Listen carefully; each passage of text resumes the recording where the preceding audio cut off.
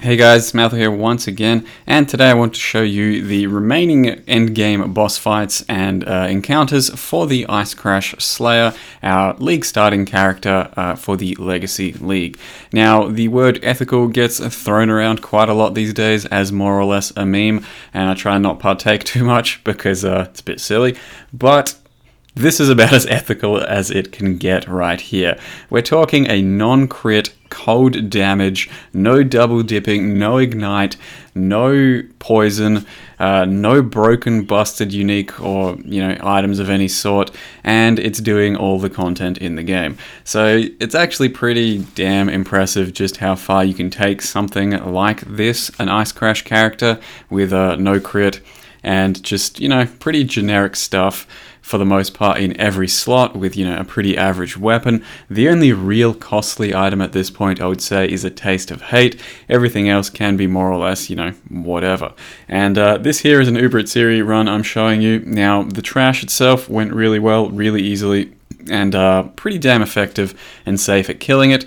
The Vials were really nice, really easy, hard to die on those. Trio, as you could see, I kind of messed up at the very start and took too much damage from the rain, but other than that, you can almost face tank everything there. Atziri herself was the biggest problem. This is Atziri, and her spears just non-stop throwing you can hurt quite a lot. Since we don't have Vial Pact, we're not leeching straight back up to full instantly, and if she throws spear after spear after spear, you can very well die.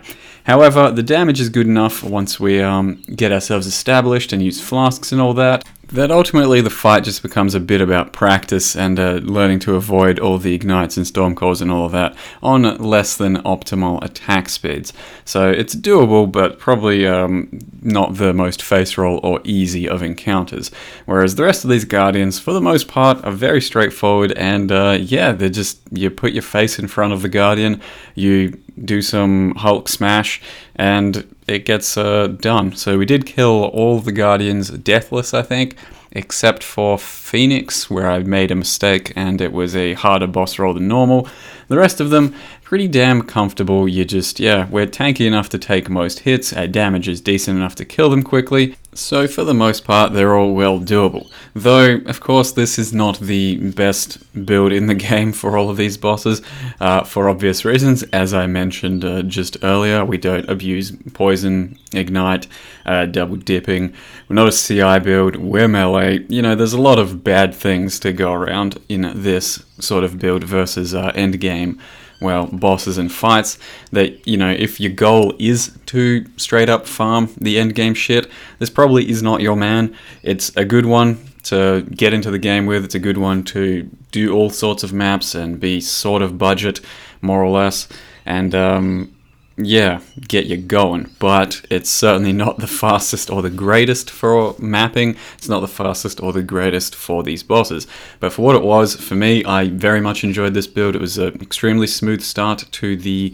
current league, and probably the smoothest start I've had ever, because I usually choose characters that are just a bit harder to start out with. Now, something I wanted to mention on this Phoenix fight is he currently has extra attack and movement speed, so I just underestimated him a bit and messed up here, as you can see. Just, shit happens. Then, when you zone back in, there's kind of a graphical bug sometimes where it just won't catch up with their attacks. So as you can see there, I didn't really deserve to die there. But the other thing I want to talk about is the Combs roots. As you can see here, we currently have temp chains on the map. Now, temp chains absolutely does not affect you if you're wearing the Combs roots. So it's an extra map roll that you can do on your character with Combs roots that just gives you extra quantity or pack size, and it's extremely worth having on the map just for the buffs that it gives when it does absolutely nothing to your character. The Combs roots are pretty much Juggernaut in a can, and yes, they don't have any movement speed, and it means you will rely largely on your Leap Slam or your Whirling Blades or whatever it is, but they are an insane pair of boots right now to have for quality of life issues, if you can get around the fact that they have no movement speed, like I have, and I'm totally comfortable wearing them. Lastly, before Shaper, we have the Hydra fight, which is pretty damn straightforward for this character. You can make lots of mistakes with 6k life. You can also tank most of her attacks, and the damage is pretty damn decent. So Hydra is not that much of a big deal, and of course the Combs roots mean you don't really get chilled, so that's always nice too, just for the added, well, convenience of not having to worry about getting chilled ever. All in all, the fight's pretty easy. Slayer Cull is super convenient for most of these fights.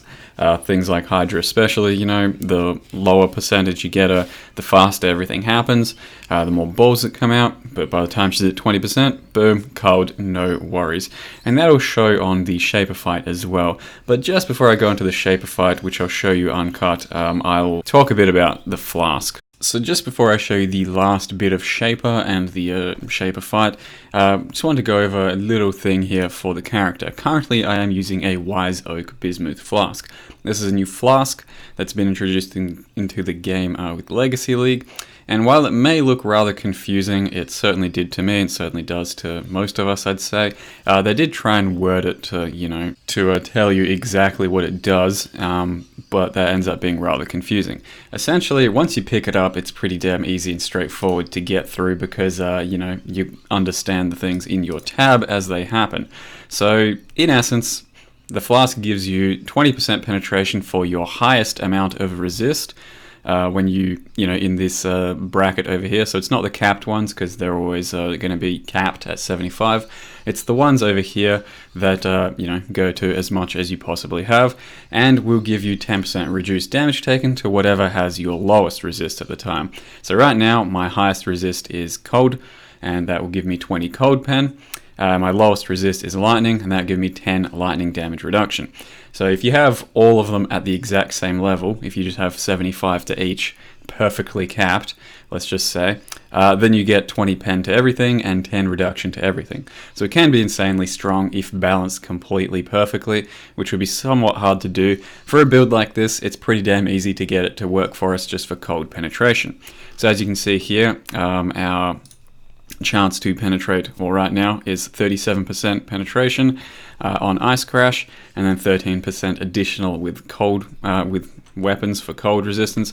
When we pop the flask, it goes up to 57. So likewise, you can see it over here, cold resistance penetration, pop flask, 20% cold penetration.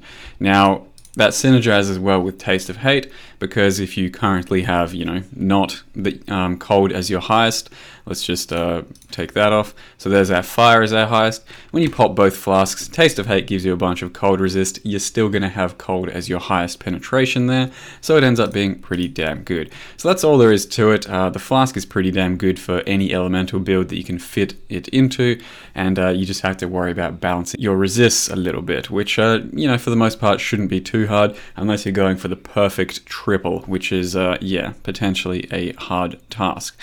Now, other than that, I will also mention I'm running a Sybil's Lament now. I talked about it in the previous video.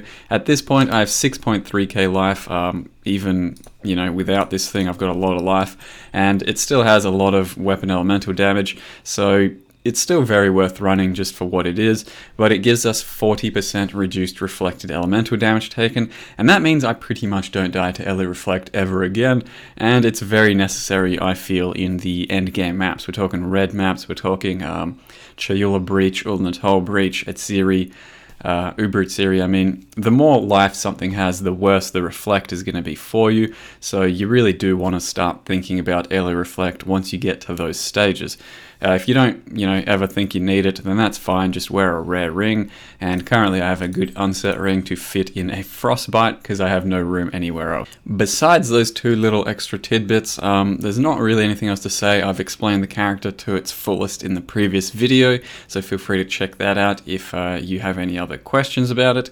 It's a pretty good character for, you know, the budget that it was on, and, you know, just as a starting character within the first week of the league on this guy, I did manage to clear just about everything in the game except for Chayula Breach, which I never saw because I don't have the fragments. So that's a pretty good start for me.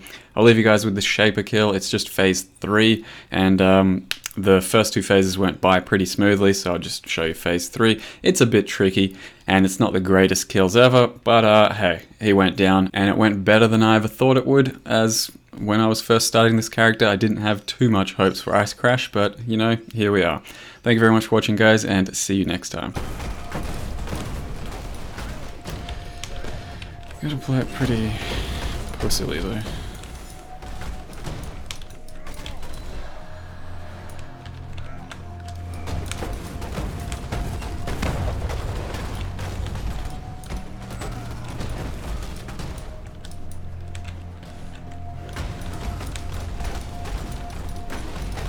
I mean, you can play it pretty damn safe in the long run. If you just do a bit of kiting and predicting of his attacks and shit. It just takes a small amount of time to kill. I'm not gonna get greedy. There we go.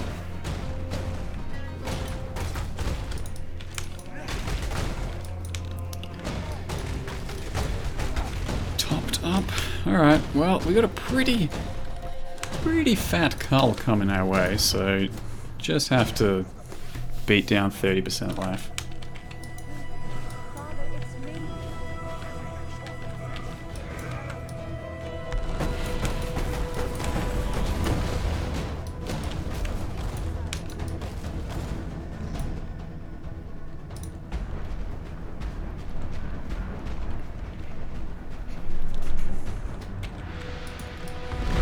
Mother of God.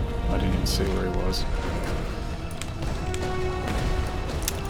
Well, I dropped a terrible ball just then. I can't attack him. I just have to run around.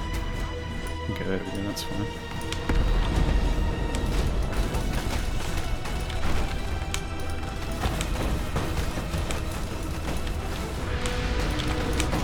Gotta pop Flask to make sure that all these guys die so Zana doesn't. Waste of Flasks, rip.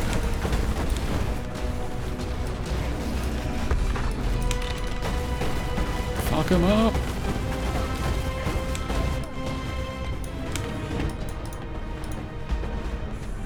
No Flasks left, so it's gonna be a pretty flaccid round of deeps now.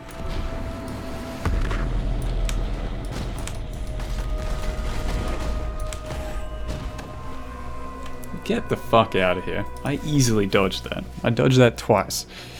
I had two very nice leap slams there and it still hit me. Get the fuck out of here. Get the absolute fuck out of here.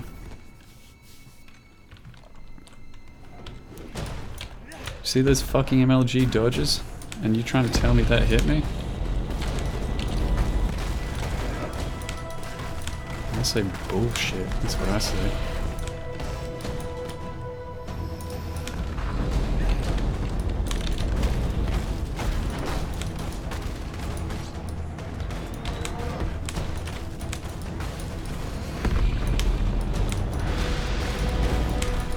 Excuse me, I'd like to have one culling, please. Ah, shit. It's starting to get a bit hectic. Top up my flasks.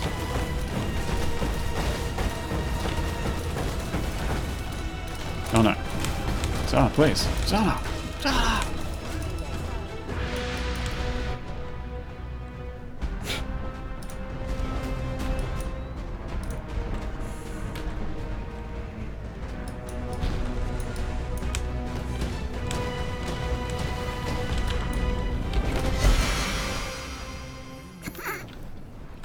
Whoops, but okay. That's fine. Nice fucking buffed gloves. 10 out of 10.